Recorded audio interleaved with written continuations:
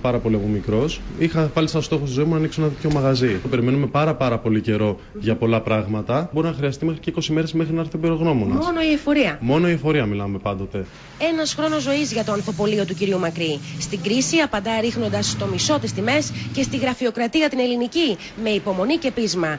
12 θέσεις έχασε η Ελλάδα από πέρυσι στη διεθνή λίστα διευκόλυνσης επιχειρήσεων και στην έναρξη νέων βρίσκεται 40 θέσεις πιο χαμηλά. Όταν στη Νέα Ζηλανδία και τον Καναδά χρειάζεται κανείς μόνο μία διαδικασία, στην Αυστραλία 2 και τη Σιγκαπούρη 3, στην Ελλάδα πενταπλασιάζονται, καθώς το πήγαινε έλα εγγράφων περιλαμβάνει δικηγόρους, εφορία, επιμελητήριο, πρωτοδικείο έως τα αρμόδια υπουργεία και τα τμήματά τους. Στη διεθνή λίστα για έναρξη επιχείρησης στη Νέα Ζηλανδία χρειάζεται μόνο μία μέρα, στο Βέλγιο 4 και στην Ελλάδα 19. Στην ελληνική πραγματικότητα όμως όχι. Εγώ χρειάστηκα περίπου 1 με 1,5 μήνα και στάθηκα πάρα πολύ τυχερός, επειδή βρήκα κάποιους γνωστούς που βοήθησαν. Αλλά κανονικά μέχρι και στη ΔΕΗ να περιμένεις να σου έρθει το ρολόι, περιμένεις και 1 και 2 μήνες. Μόνο γι' αυτό. Μόνο γι' αυτό. Το σύνολο μπορεί να πάει τελικά ένα μαγαζί να ανοίξει μέχρι και 5 μήνες. Το ευνοϊκότερο περιβάλλον πάντως για να ανοίξει κάποιος μια επιχείρηση και να δραστηριοποιηθεί διαθέτουν η Δανία, ο Καναδάς και οι Ηνωμένες Πολιτείες, με την Ελλάδα να κατατάσσεται στην 34η θέση σε αυτόν τον δείκτη επιχειρηματικότητας, πίσω δηλαδή όχι μόνο από χώρες της Βόρειας Ευρώπης και της Μεσογείου,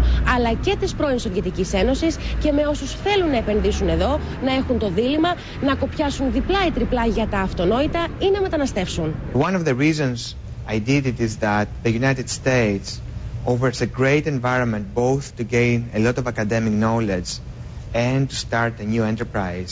So it's much easier to get advice and to get help.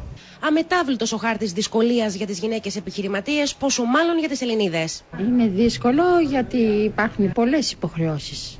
Και στην επιχείρηση και στο σπίτι. Ναι, και στην επιχείρηση και στο σπίτι. Ούτε και ο πρόσφατος νόμος απλοποίησης διαδικασιών βοηθά, τονίζουν. Δεν απαλλασσόμαστε από κάποιες ενέργειες ή διάφορα έγγραφα που χρειάζονται. Χρειαζόμαστε μεγαλύτερη στήριξη, περισσότερα κέντρα εξυπηρέτησης πελατών. Περιμένει τόσες χιλιάδες κόσμο. Χρειάζεται ηλεκτρονική δικτύωση ενδεχομένως των φορέων όλων, ώστε να προστατευτεί.